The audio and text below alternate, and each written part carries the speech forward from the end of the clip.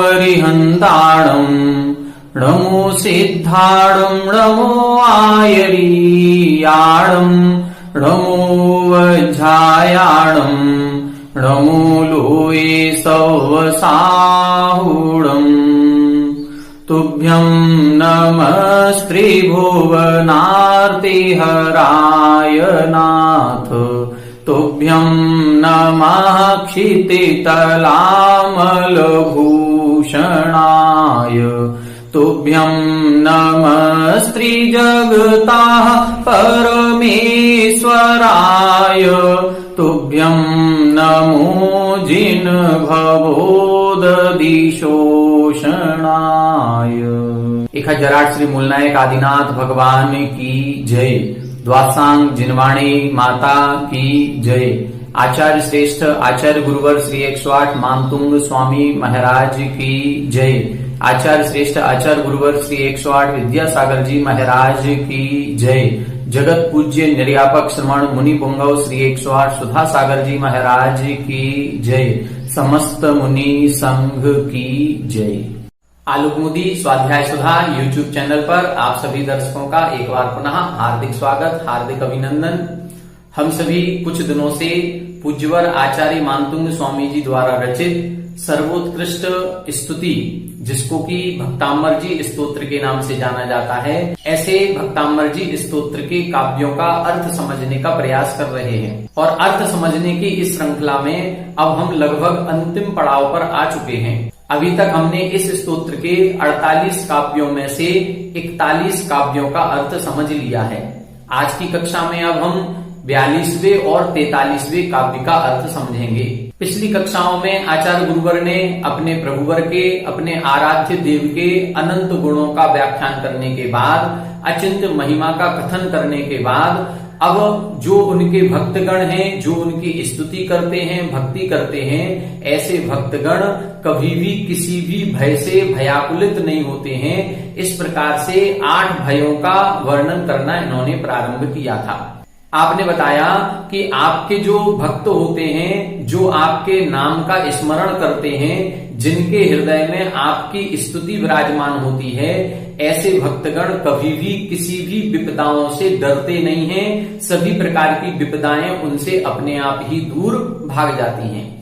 चाहे सामने ऐरावत हाथी जैसा विशालकाय विकराल हाथी क्यों ना आ जाए, चाहे हजारों हाथियों के गंडस्थल को जिसने चीर दिया है ऐसा शेर सामने क्यों ना आ जाए, चाहे दावानल अग्नि क्यों ना लग जाए जो संपूर्ण विश्व का ही भक्षण करने में समर्थ है, चाहे उस व्यक्ति के सामने क्रोध से जिसकी आंखें लाल लाल हो रही हैं ऐसे फण को उठाए हुए सर्प भी सामने क्यों ना आ जाए, तो भी आपके भक्तगण कभी भय से आकुलित नहीं होते हैं, कभी डरते नहीं हैं और हमेशा आपके नाम का स्मरण करते हुए उन सभी भयों से निजात पा लेते हैं, उन सभी भयों से मुक्ति आसानी से प्राप्त कर लेते हैं। पिछली कक्षाओं में हमने 4 भयों को समझ लिया था, हाथी के भय को, सिंह के भय को, दावानल अग्नि का भय और सर्प का भय। अब आज की कक्षा में हम पुनः 2 श्लोकों को पढ़ेंगे जिसमें युद्ध स्थल के भय का वर्णन किया जा रहा है। पुराने जमाने में राजा महाराजा होते थे और राजा महाराजाओं का एक स्वभाव होता था जो अपने पड़ोसी देश के राजाओं पर आक्रमण करते थे और उनके राज्य को भी अपने राज्य में मिलाते थे या अपने राज्य का विस्तार करते थे। और जब ऐसे 2 राजाओं के बीच में युद्ध होता था तो उस युद्ध में लाखों सैनिक आपस में लड़ते थे। लाखों सैनिक जो होते थे जिसमें घोड़े भी होते थे, हाथी भी होते थे, कई प्रकार के अस्त्र शस्त्र चलाए जाते थे और सभी प्रकार के जितने भी अस्त्र शस्त्र हैं उनके माध्यम से युद्ध को लड़ा जाता था और उस युद्ध में दोनों ही पक्ष अपनी अपनी विजय की उम्मीद करते थे कि हम ही जीतेंगे। बड़े भयानक तरीके से युद्ध होता था। कभी युद्ध देखना हो कि कैसे युद्ध होते थे पहले के जमाने में, तो इसको हम साक्षात तो नहीं देख पाएंगे, लेकिन फिर भी कुछ ऐतिहासिक मूवी ऐसी बनी हुई हैं जिनको देख करके एक कल्पना की जा सकती है कि पुराने जमाने में युद्ध कैसे होते होंगे, कैसे लाखों लोगों का संहार हो जाता था, कैसे अपने सैनिकों के साथ साथ कई प्रकार के हाथी, घोड़े, ऊंट आदि जितने जानवर उन सेनाओं के साथ में प्रयुक्त किए जाते थे उनका भी घात होता था। ऐसी मूवियों में जैसे जोधा अकबर हमने देखी थी, पद्मावत हमने देखी, या एक पानीपत मूवी भी अभी आई थी। इनको जब देखेंगे तो इसमें उन युद्धों का बड़े विशालता के साथ, बड़े विस्तार के साथ पूरा वर्णन किया गया है। इनके युद्धों को देखेंगे तो हमें आचार्य मानतुंग स्वामी जी के द्वारा ये जो काव्य लिखा गया है, इस काव्य का जो एक चरितार्थ रूप होता है, वो चरितार्थ रूप उन फिल्मों में या मूवीज में हमें दृष्टिगोचर होता है। आइए आगे के 2 श्लोकों को देखते हैं, जिन 2 श्लोकों में ऐसे भयानक युद्ध का वर्णन किया गया है जिन युद्ध का नाम सुनते ही भय लगने लगता है। तो आचार्य महाराज कह रहे हैं कि आपके जो भक्तगण होते हैं वो ऐसे युद्ध का नाम सुन करके भी भय से भयाकुलित नहीं होते हैं, बल्कि जब युद्ध क्षेत्र में उतर जाते हैं तो विजय श्री ही इनके हाथ में लगती है। कितने ही पराक्रम राजा क्यों ना हो, कितनी ही बड़ी विशाल सेना उस विरोधी पक्ष की, शत्रु पक्ष की क्यों ना हो, लेकिन जीत किसकी होती है? जीत उसी की होती है जिसके हृदय में आपका नाम होता है। जो आपका भक्त होता है, आपकी स्तुति करता है, उसी की विजय होती है। ऐसे 2 श्लोकों को आज की कक्षा में हम पढ़ेंगे। आइए पहले श्लोक का उच्चारण करते हैं, फिर इसका अपन अर्थ समझने का प्रयास करेंगे।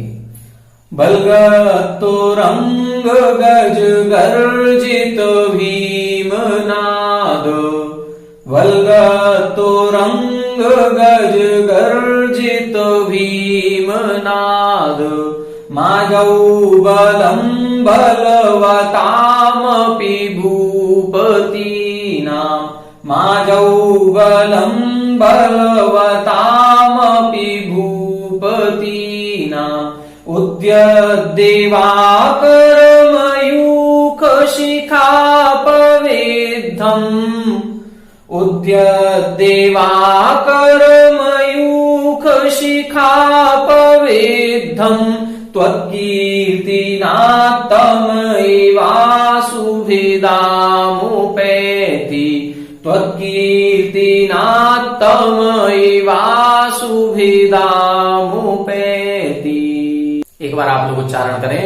वल्गतुरंग गज गर्जित भीमनाद, माजौ बलं बलवतामपि भूपतीनां, उद्यद्देवाकरमयूखशिखापवेद्धम्, त्वत्कीर्तिनात्तमैवाशुभिदामुपैति। देखें, अब इसका अर्थ देखते हैं। यहां पर उस युद्ध क्षेत्र का वर्णन किया जा रहा है जहां पर युद्ध लड़ा जाता है। देखें, यहां बता रहे हैं त्वत्कीर्तिनाद, त्वत्कीर्तिनाद अर्थात आपके कीर्तन से, भिदाम उपैति नष्ट को प्राप्त हो जाती है, आशु यानी शीघ्र ही। क्या नष्ट हो जाती है? बलम, बलम का मतलब होता है सेना। क्या मतलब? फिर से देखें, त्वत्कीर्तिनाद आपका कीर्तन करने से, आपके नाम का स्मरण करने से, बलम सेना भी, आशु शीघ्र ही, भिदाम उपैति नष्ट को प्राप्त हो जाती है, अर्थात उस सेना की पराजय हो जाती है। किस सेना की पराजय हो जाती है? जिसमें बलगत तुरंग गज गर्जित भीमनाद, जिसमें भीमनाद बहुत भयंकर शोर हो रहा है, बहुत भयंकर कोलाहल हो रहा है। किसका कोलाहल हो रहा है? वल्गत तुरंग, वल्गत यानी उछलते हुए, तुरंग यानी घोड़े, और कैसे? गज गर्जित, और जहां पर गज हाथी हैं, और कैसे हैं? गर्जित अर्थात वो चिंगाड़ मार रहे हैं, बहुत जोर जोर से चिंगाड़ रहे हैं।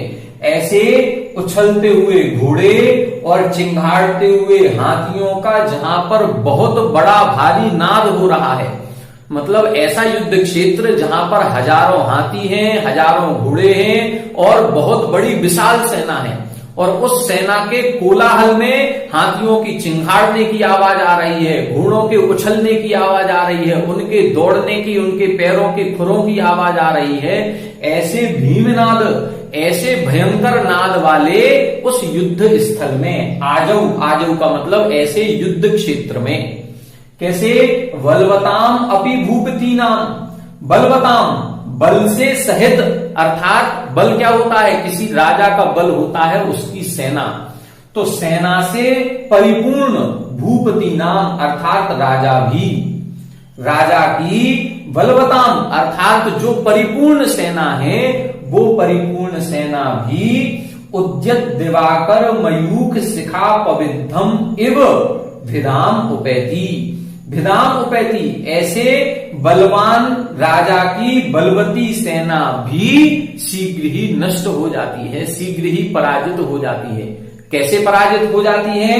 उद्यत दिवाकर, जैसे उद्यत यानी जो उदय हो रहा है, ऐसा दिवाकर, ऐसा सूर्य, जब सूर्य उदित होता है तो क्या होता है, उसके मयूख, मयूख यानी किरणों से, और किरणों के शिखा, शिखा यानी अग्रभाग से, उद्यत दिवाकर मयूख शिखा पविद्धम अर्थात उगते हुए सूर्य की किरणों के अग्रभाग से जैसे तम पविद्धम अर्थात अंधकार नष्ट किया जाता है, उसी प्रकार से, इव यानी उसी प्रकार से, बलवताम अपि भूपति नाम, कितना भी बलशाली राजा क्यों ना हो, कितनी भी विशाल सेना उसकी क्यों ना हो, आपका कीर्तन करने वाले जीव के ऐसी सेना भी विदाम उपैति, वो ऐसी सेना को भी पराजित कर देता है।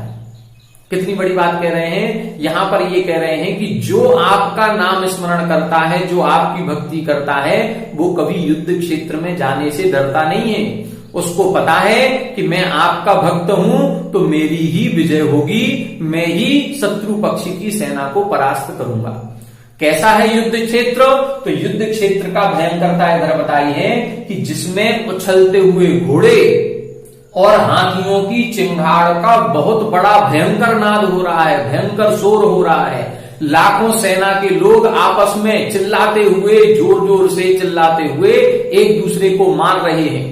और ऐसे आजो ऐसे युद्ध क्षेत्र में बलवताम अपि भूपति नाम, खूब विशाल सेना से सहित होने वाला जो राजा है, वो राजा की सेना भी, उसकी सेना भी उद्यत दिवाकर मयूख शिखा पवित्रम, जैसे उदित होता हुआ सूर्य अंधकार को नष्ट कर देता है, अंधकार का कण मात्र भी शेष नहीं रह जाता है, वैसे ही आपका नाम, आपके नाम का स्मरण करने वाला जीव ऐसी सेना को भी आशु यानी शीघ्र ही भिदाम उपैति अर्थात उस सेना को, पराजय को प्राप्त करता है, अर्थात विजयश्री को प्राप्त करता है, उस सेना को छिन्न भिन्न कर देता है। सारी सेना जो है वो आपकी अधीनता स्वीकार कर लेती है, जो राजा है वो आपके अधीन हो जाता है।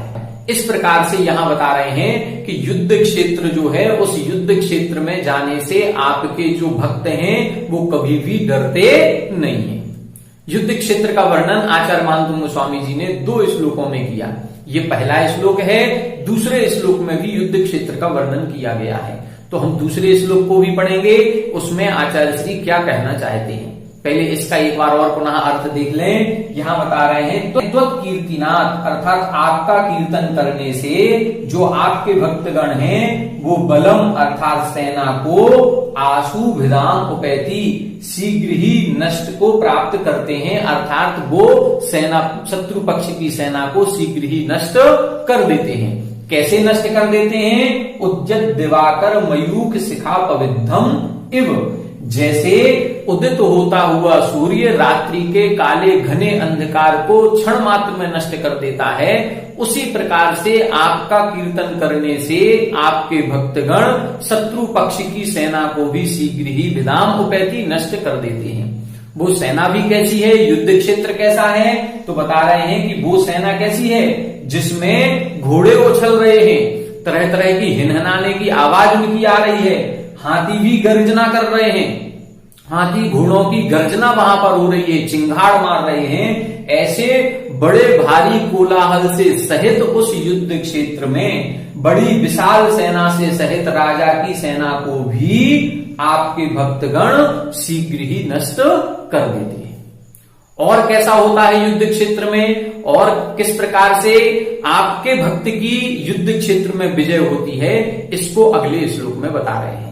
आइए देखते हैं अगला श्लोक। आइए अब इस श्लोक को देखते हैं। अब इस श्लोक में भी आचार्य महाराज युद्ध क्षेत्र की भयंकरता का वर्णन कर रहे हैं और ये बता रहे हैं कि ऐसे भयंकर युद्ध क्षेत्र में भी आपके भक्त ही शत्रु पक्ष की सेना को पराजित करके दुर्लभ विजय श्री को प्राप्त करते हैं। आइए पहले श्लोक का उच्चारण करते हैं, फिर इसका वन अर्थ समझते हैं।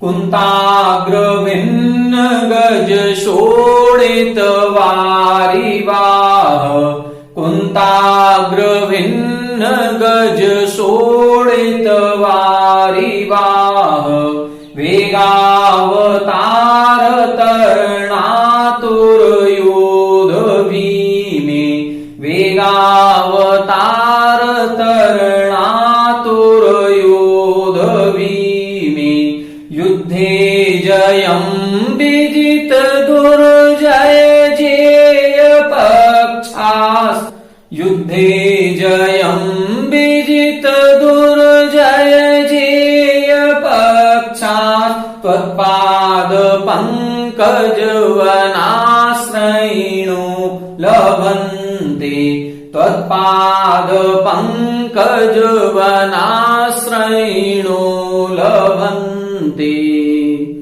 एक बार आप लोग उच्चारण करें।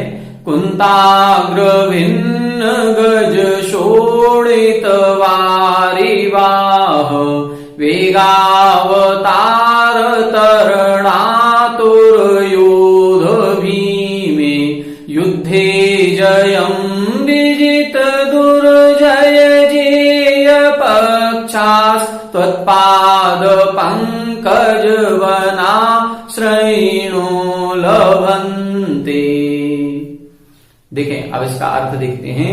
यहां बता रहे हैं त्वत्पाद पंकज वनाश्रयिणो लभन्ते, अर्थात त्वत्पाद पंकज, आपके पाद यानी चरण रूपी, पंकज यानी कमलों के, वन आश्रयिणो, ऐसे वन का जिसने आश्रय लिया हुआ है, आपके चरण कमल रूपी वन का आश्रय जिसने लिया हुआ है, ऐसा भक्त जयम लभन्ते, जय को प्राप्त होता है।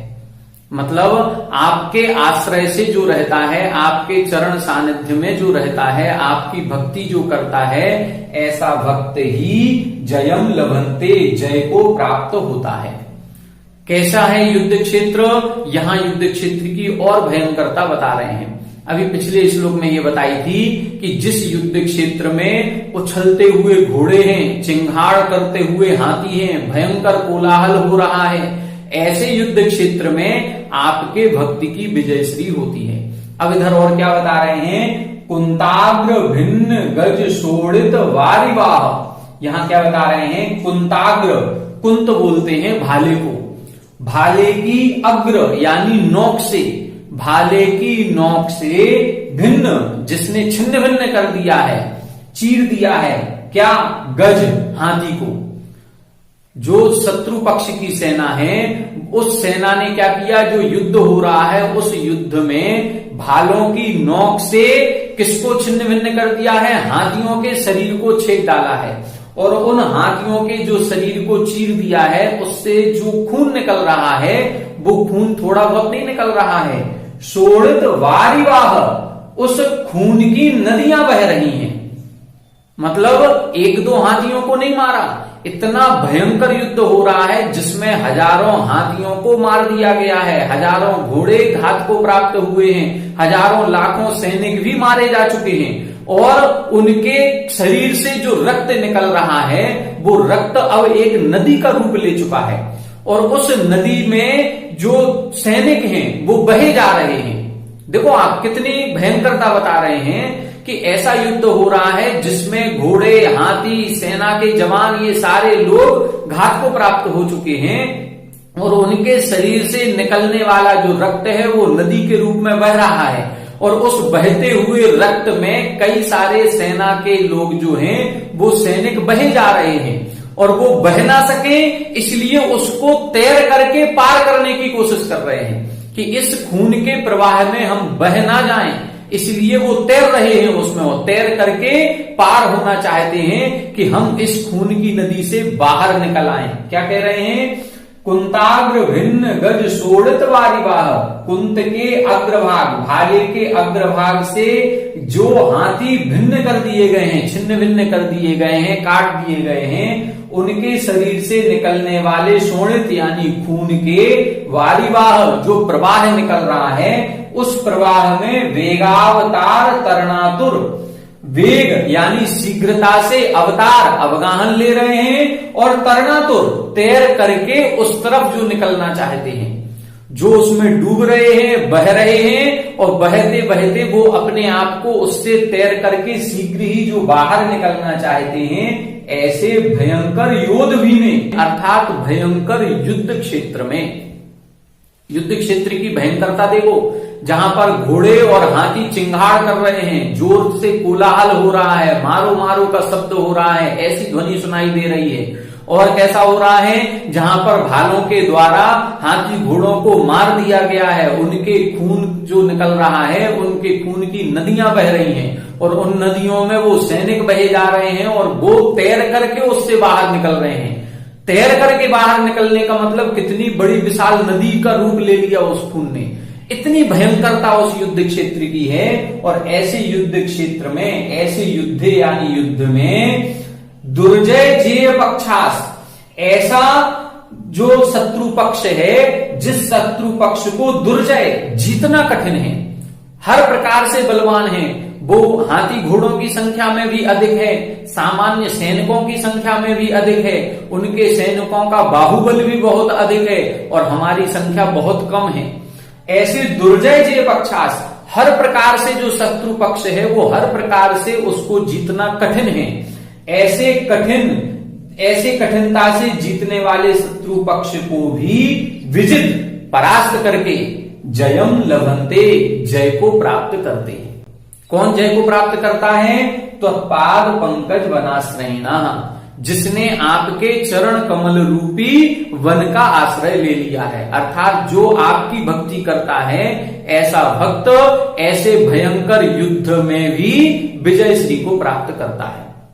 मतलब यहां बता रहे हैं दुर्जय जय पक्षास, जिस शत्रु पक्ष को जीतना कठिन है, ऐसे बलवान शत्रु पक्ष से भी कौन जीत जाता है? आपका भक्त जीत जाता है। आप सभी ने आदि पुराण पढ़ा होगा, और आदि पुराण में इसी तरह का एक प्रसंग पढ़ने में आता है, जब जयकुमार और सुलोचना इनका जब स्वयंवर हो जाता है, तो भरत चक्रवर्ती का जो पुत्र अर्ककीर्ति, जो सुलोचना से विवाह करने के उद्देश्य से आता है, और सुलोचना जयकुमार के गले में वरमाला डाल देती है, तब अर्ककीर्ति और जयकुमार का युद्ध होता है। अब जयकुमार कहां एक छोटा सा राजा है, और अर्ककीर्ति जो चक्रवर्ती का पुत्र है, उसकी सेना का क्या कहने। और जब जयकुमार युद्ध क्षेत्र में उस अर्ककीर्ति से लड़ने के लिए जाता है, तो सुलोचना कुछ नहीं करती है। उसको पता था कि हमारे जो पतिदेव हैं, जो जयकुमार हैं, ये हर प्रकार से उस शत्रु पक्ष की सेना से निर्बल हैं, लेकिन फिर भी वो भक्ति का सहारा लेती है। और जब तक युद्ध क्षेत्र में युद्ध समाप्त नहीं होता है, वो मंदिर में जाकर के भक्ति करती है, और उस भक्ति के प्रताप से उसके पति की विजय होती है, और अर्ककीर्ति हार जाता है। कितनी बड़ी बात है कि एक छोटा सा राजा जयकुमार एक बड़े भारी चक्रवर्ती के पुत्र से, चक्रवर्ती की सेना से विजय को प्राप्त होता है। ये विजय किसने दिलाई? ये हिम्मत, इतनी शक्ति कहां से आई? ये शक्ति आई है उस सुलोचना की भक्ति के प्रभाव से। उसकी भक्ति इतनी थी कि उस भक्ति के प्रताप से उस जयकुमार में भी इतनी शक्ति आ गई, उसकी सेना में शक्ति आ गई कि उसने चक्रवर्ती की सेना को भी क्षण मात्र में परास्त कर दिया। ऐसे प्रसंग केवल एक नहीं, अनेकों हमें शास्त्रों में ढूंढने में मिल जाएंगे। तो यहां पर स्पष्ट बता रहे हैं कि जो आपके भक्तगण होते हैं, वो शत्रु पक्ष की सेना कितनी भी बलवान क्यों ना हो, कितना भी भयंकर युद्ध क्षेत्र क्यों ना हो, वो आपका जो भक्त है वो विजय श्री को प्राप्त हो जाता है। वो ऐसे युद्ध क्षेत्र में भी जीत जाता है। और ऐसा जो शत्रु पक्ष है, वो शत्रु पक्ष भी आपकी भक्त की अधीनता स्वीकार कर लेता है। जीतना भी अनेक प्रकार का होता है, जिसमें शत्रु पक्ष भी आपकी अधीनता स्वीकार कर ले, वो सबसे बड़ी विजय कहलाती है। हारना अलग चीज होती है और हार करके दूसरे शत्रु पक्ष को महान मान करके उसको स्वीकार कर लेना, उसकी अधीनता स्वीकार कर लेना, इसको बोलते हैं विजय श्री प्राप्त होना, इसको बोलते हैं विजय। ठीक है, तो इस प्रकार से 2 श्लोकों में युद्ध क्षेत्र का वर्णन किया।